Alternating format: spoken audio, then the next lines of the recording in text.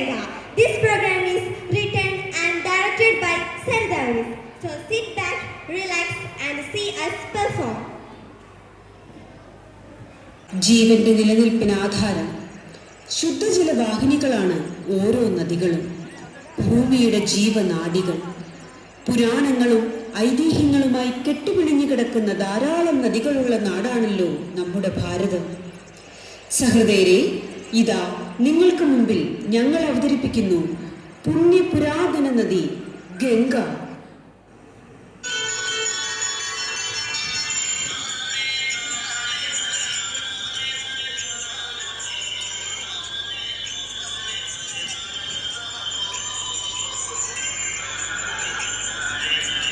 ഇവിടം കാണാൻ എത്ര മനോഹരമാണ്. ഇത്രയും ഭംഗിയുള്ള സ്ഥലം കാണാൻ പോകേണ്ടെന്നാണ് അമ്മയും അമ്മയും പറഞ്ഞത്. എടാ കുട്ട, കഴിഞ്ഞ വർഷം നമ്മൾ പോയ ട്രിപ്പ് നിനക്ക് ഓർമ്മയുണ്ടോ? പിന്നെ ഹിമാലയത്തിലോട്ടുള്ള യാത്ര എത്ര രസകരമായിരുന്നു. നമ്മൾ അന്നൊരു പുണ്യനദി കണ്ടില്ലേ? അതാണ് ഗംഗാനദി. ഗംഗാനദിയോ? കണ്ണേട്ടൻ പറഞ്ഞതാണല്ലോ ഗംഗാനദി സ്വർഗത്തിലെ നദിയാണ്. പിന്നെ അത് ഭൂമിയിൽ എങ്ങനെ വന്നു? അതൊരു കഥയാണ്. വരൂ, ഞാൻ പറഞ്ഞുതരാം.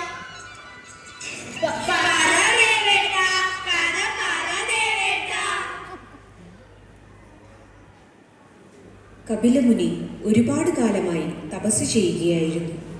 എന്നാൽ ആ ധ്യാനത്തിന് ഭംഗം വരുത്തിയതിൻ്റെ പേരിൽ ഭസ്മമാക്കപ്പെട്ട തൻ്റെ പൂർവികരുടെ മോക്ഷപ്രാപ്തിക്കായി ഭഗീരഥ രാജാവ് നിരന്തരമായി ധ്യാനത്തിലേർപ്പെട്ടു. ഓം ബ്രഹ്മദേവായ നമഃ, ഓം ബ്രഹ്മദേവായ നമഃ. പുത്ര, നിന്റെ തപസ്സിൽ ഞാൻ സമൃദ്ധനായിരിക്കുന്നു. നിനക്ക് എന്ത് വരമാണ് വേണ്ടത്? ഞാൻ എൻ്റെ പൂർവികരുടെ ശാപമോക്ഷത്തിനായി ഗംഗാദേവിയെ സ്വർഗലോകത്തിൽ നിന്ന് പൃഥ്വിലോകത്തിലേക്ക് കൊണ്ടുവരാൻ ആഗ്രഹിക്കുന്നു. ഈ വരമാണ് എനിക്ക് വേണ്ടത്. അങ്ങ് എന്നെ അനുഗ്രഹിച്ചാലും. പ്രിയപുത്ര ഭഗീരഥ, താങ്കളുടെ മനസ്താപം നാം അറിയുന്നു. ദേവലോകത്തെ നദിയായ ഗംഗാദേവിയെ പ്രീതിപ്പെടുത്തി ഭൂമിയിലേക്ക് ക്ഷണിക്കുക. പുണ്യനദിയായ ഗംഗയുടെ സ്പർശം ഏത് ഭാവത്തെയും ഇല്ലാതാക്കാൻ പ്രാപ്തമാണ്. ദേവ, അവിടുത്തേക്ക് എൻ്റെ ശതകോടി നമസ്കാരം. ഞാൻ ഇപ്പോൾ തന്നെ ഗംഗാദേവിയെ പ്രാർത്ഥിക്കാൻ പോവുകയാണ്. തഥാസ്തു, നിനക്ക് മംഗളം ഭവിക്കട്ടെ. ഓം ഗംഗാദേവി പ്രസീദ പ്രസീദ, ഓം ഗംഗാദേവി പ്രസീദ പ്രസീദ.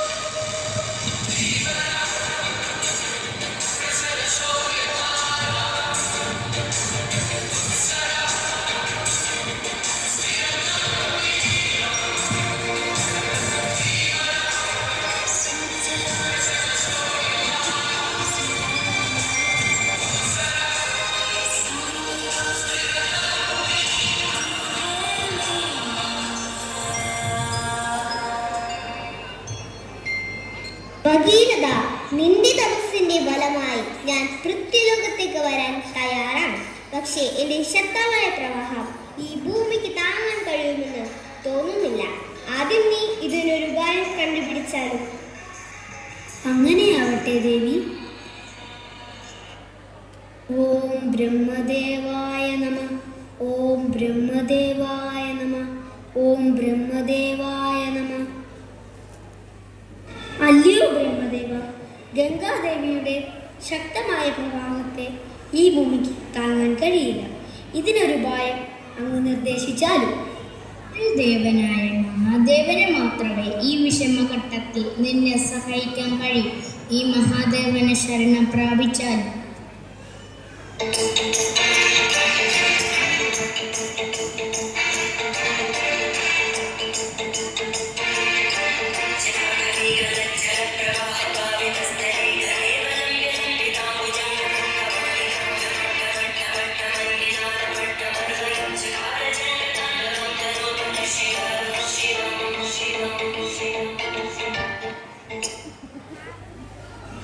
മഹേശ്വര, ഓങ്കാരനാഥ, അടിയനെ കൈവിടരുത്. ഗംഗാദേവിയെ ഭൂമിയിലെത്തിക്കാൻ അവിടുത്തേക്കേ കഴിയൂ. ഭഗീരഥ, താങ്കളെ നാം സഹായിക്കാം. സമാധാനത്തോടെ പോയാലും. ഭഗീരഥന്റെ സമർപ്പണ മനോഭാവം നമുക്കൊന്നറിയണമല്ലോ. ഓം നമഃ ശിവായ, ഓം നമഃ ശിവായ, ഓം നമഃ ശിവായ, ഓം നമഃ ശിവായ.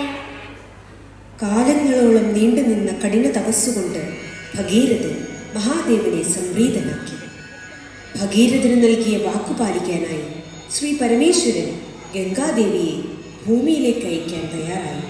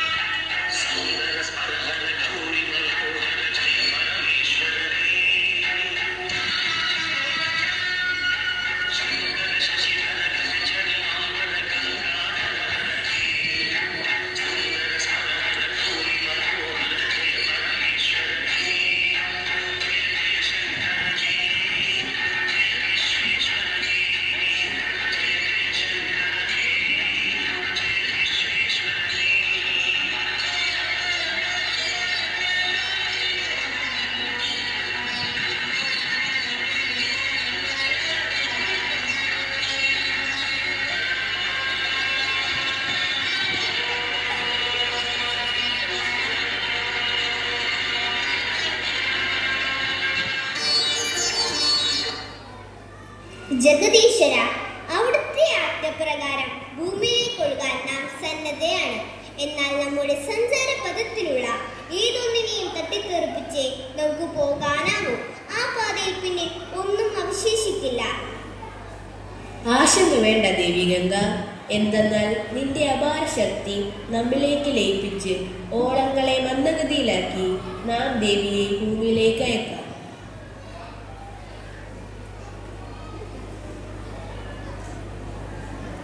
പുണ്യനദിയായ ഗംഗാനദി സ്വർഗലോകത്തിൽ നിന്നും ഭൂമിയിലെത്തിയിരിക്കുന്നു. ഭൂമി നിവാസികളെ ഗംഗാമാതാവിനെ സ്വീകരിക്കാനുള്ള ഒരുക്കങ്ങൾ തുടങ്ങട്ടെ.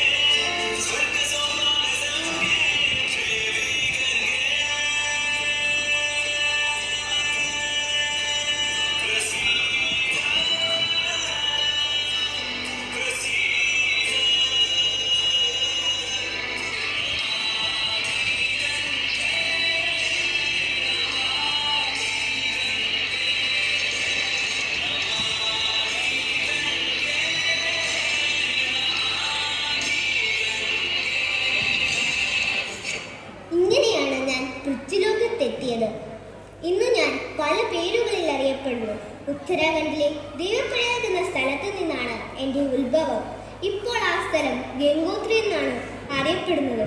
ശാപമോശം കൊടുക്കാൻ ഭൂമിയിലേക്ക് വന്ന ഞാൻ ശാപത്തിലാണ്ടിരിക്കുകയാണ്. ഉൾപ്പെടെ ഭാരതത്തിലെ നല്ലൊരു ഭാഗം നദികളും ചരമഗീതം പാടിത്തുടങ്ങിയിട്ട് നാളുകളേറെയായി. നദികളെ സംരക്ഷിക്കുന്നതിനുള്ള പ്രവർത്തനങ്ങൾക്കും അത്ര തന്നെ പഴക്കമുണ്ട്. സാമൂഹ്യദ്രോഹികളായ ഒരു കൂട്ടം ജനങ്ങളുടെ സാമൂഹ്യ വിരുദ്ധമായ ചൂഷണങ്ങൾക്കിരയായി ശ്വാസം മുട്ടുന്നൊരവസ്ഥ എനിക്കും സംജാതമായിരിക്കുകയാണ്. ഹേ മാനവരെ, എനിക്ക് നിങ്ങളോട് ഒന്നേ പറയാനുള്ളൂ. ശുദ്ധജലം വഹിച്ച് സ്വച്ഛന്തം പ്രവഹിക്കാൻ എന്നെ അനുവദിച്ചാലും ഇനിയും എന്നെ മലിനമാക്കാതിരുന്നാലും. ഞങ്ങൾ നദികൾ ശുദ്ധജലവാഹിനികളാണെന്നറിഞ്ഞാലും നിങ്ങൾ മനുഷ്യരുടെ ക്രൂരതകൾ ഞങ്ങളെ മുറിവേൽപ്പിക്കുന്നു. ഞങ്ങൾ ഒഴുകും വഴി വിഘാതം സൃഷ്ടിച്ചാൽ നിങ്ങൾ നടക്കും വഴി ഞങ്ങൾ ഒഴുകിയിടും. സംസ്കാരത്തിന്റെ കളിത്തൊട്ടലുകൾ രൂപപ്പെട്ട ഞങ്ങളുടെ നദീതീരങ്ങൾ ഹരിതാപം നിറഞ്ഞതായിരിക്കട്ടെ. ഞങ്ങളെ സ്വച്ഛമായി ഒഴുകാൻ അനുവദിച്ചാലും. പ്രകൃതി അമ്മയാണ്, ദേവിയാണ്, സർവം സഹയാണ്. അവളുടെ ശക്തി അളക്കാൻ നമുക്കാവില്ല. പ്രകൃതിയെ പരിപാലിച്ചാൽ അവൾ സർവദായിനിയാണ്. ദുരുപയോഗത്തിന് മുതിർന്നാൽ നാം എല്ലാം പ്രകൃതിയുടെ കോപാഗ്നിക്കിരയാകേണ്ടി വരും. അതിനാൽ നമുക്ക് പ്രകൃതിയെ സംരക്ഷിക്കാം, ആദരിക്കാം, കാരുണ്യങ്ങൾ നന്ദിയോടെ സ്മരിക്കാം.